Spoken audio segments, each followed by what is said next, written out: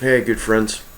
It's Tapestry, host of the one of the hosts of the Red Dirt Home for Weird Poets open mic poetry show that happens every Wednesday night at Sauced on the Paseo.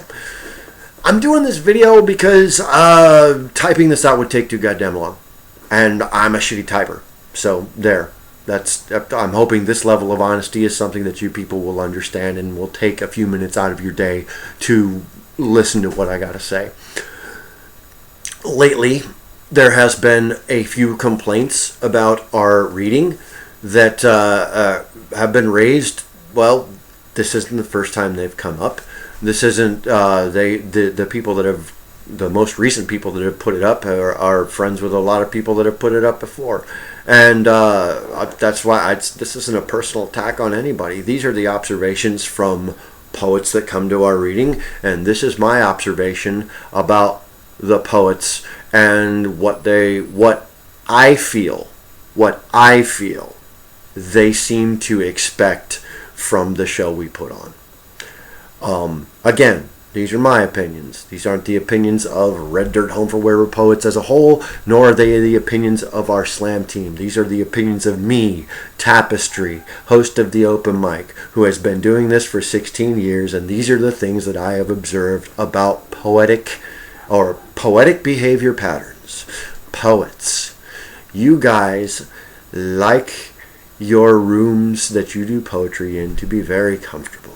You like to be comfortable in the space that you're about to perform. And I understand this. I truly do. It is very difficult to get up on a microphone in front of a crowd full of strangers. Well, in front of strangers and write stuff that you wrote yourself. I spent 2 years wearing baggy pants to hide my knees shaking because that's how frightening it was for me. But it was still addicting, which is why I kept at it. And one of the reasons why I kept at it was because part of the badge of honor of doing it was doing it in a place that wasn't necessarily conducive to poetry. I cut my teeth at Galileo, a bar, where not everybody was there to hear poetry. We still do our show in a bar where not everybody in that room is there for the poetry show. So not everybody there in that room is going to dig on what you have to say, which makes the feat of you going up there and saying what's in your heart anyway all that much more awesome. But there's this attitude that since you get up there, then everybody has to make you comfortable. And when you're not comfortable, or when you have a complaint about something that's going on in the room, instead of dealing with it or that person that is making you uncomfortable, you come to me, or you come to Rob, or you come to one of the other people that run. And with this, well, the implication is that we have to deal with it. And no, we don't. Newsflash, we're not there to make you comfortable. We're there to put the show on. One of these other points of discomfort that I hear from poets is, I don't like what that person had to say. Frequently, what did they say when you talked to them about, what they had to say on the mic? Well, I'm not talking to them, I'm talking to you. Again, implying that I am supposed to intermediate or talk to them for you. Why? I didn't have a problem with what they had to say, and if I did, I would be talking to them directly about what they had to say. Believe me. So, like I'm your lawyer. What? This is a divorce hearing. I'm your lawyer. I'm gonna, I'm the one who has to go and talk to your spouse or the person you're arguing with. Just like, making you feel comfortable. Like I'm the guy running your daycare center. This is a poet daycare center. That's not the way we are. I'm not your daycare center. I'm not your daycare center guy. I'm not your fucking lawyer, and I am definitely not your fucking waiter. Which is another unspoken attitude that a lot of poets come to me with. Well, they didn't give me my respect. Like I didn't put anchovies on your pizza, or it's the same tone of voice you have when someone didn't get your Starbucks order right. You didn't give me respect. They didn't give me respect coming to me like that. Well, guess what? Respect is earned, and on that microphone, on that microphone, in our environment, it is very well earned, and it is well deserved when you earn it. When you can make that entire bar, when that entire room full of drunken, crazy people just like you, shut up and hang on every word you say, then you have just done something amazing. And you know it too. But to have this attitude that you have to get that response every time, that you deserve that response every time, it's very arrogant. And it's very it makes you look like an asshole. And that's, again, we're not here to provide that. We're here to provide what we provide to the world, which is, or to Oklahoma City. We provide a place of cool. We try to provide a place of cool where anybody can get up and say anything. Open mic means open mic. Sometimes you aren't going to dig what somebody has to say, and conversely, they aren't going to like what you have to say. That's how open mics work. That's how free speech works. Free speech isn't saying whatever the hell you want in front of a crowd of people that agree with everything you say. Free speech is being able to say it anywhere, no matter what the hell happens, no matter if anybody agrees. And if this uncomfort in any way, shape, or form makes you feel in danger by coming to our reading, I don't see why. Because we've never had a fight. There has never been in 16 years physical violence happen at any of the shows on any Wednesday night I've been to. There has never really even been all that large an argument off mic. However, the thing is, I keep saying that. The thing that I said before about, having somebody else talk to you, having somebody else talk to somebody else about it. Having somebody else talk on your behalf. If you have a problem with a poet and what they said, then talk to them. Talk to them about it. You talk to them about it. These are not our show's problems. They're yours. They're your issues to deal with. And we're asking you to be adults about it and deal with them in a civil manner. If you have a problem with a poet that said something that you didn't like and you don't want to confront them directly, conversationally after it, write a fucking poem about it.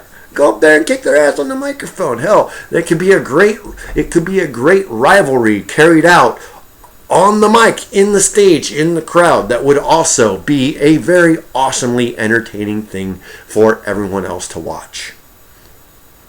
As fans of poetry, as fans of living art that is out there in front of people, not in a canned environment like an art gallery or whatever. And I don't know if any of the other readings in the city do them in those places. Those are just, in 16 years, those are the places that most typically I have seen poetry events happen. I'm not saying it's a good or bad thing. I'm saying it's not the type of place that I like to go to. And yeah, coming back, I don't feel comfortable going to poetry readings and art galleries all that much. So I don't. I don't like going to poetry readings and coffee houses all that much because there's no beer.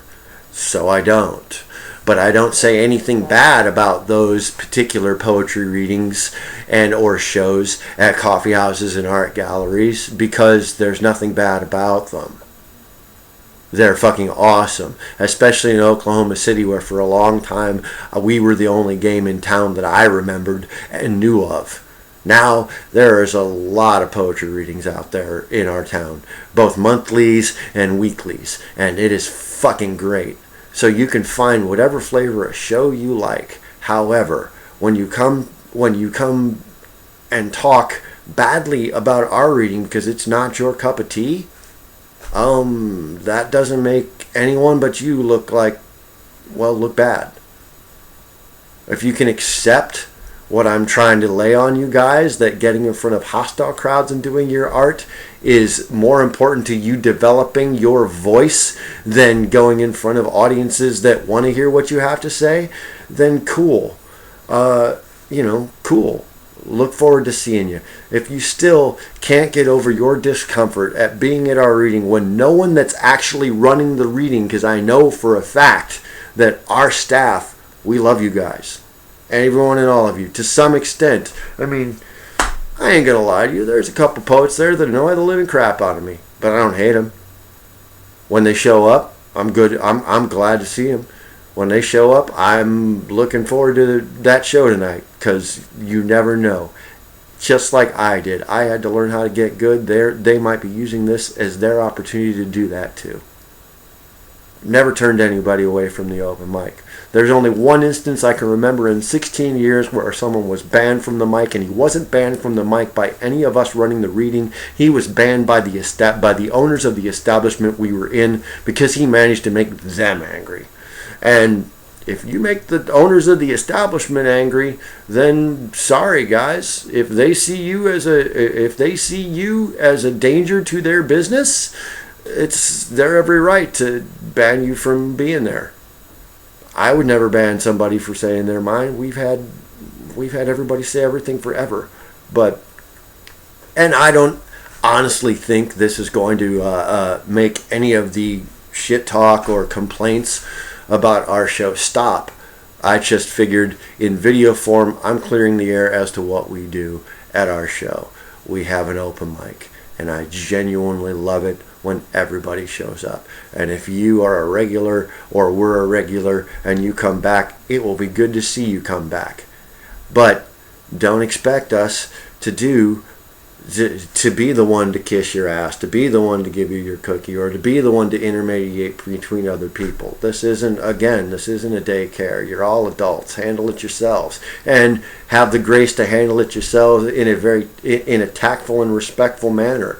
We give you all the respect in the world by giving you the 2 poems or 6 minutes, and we do our best to run an entertaining show that guns along at a good clip. We've never turned anybody away from the microphone. I mean, really, that's what our job is. Everything else, the problems that you have with what's going on in our room, that's between the room and you.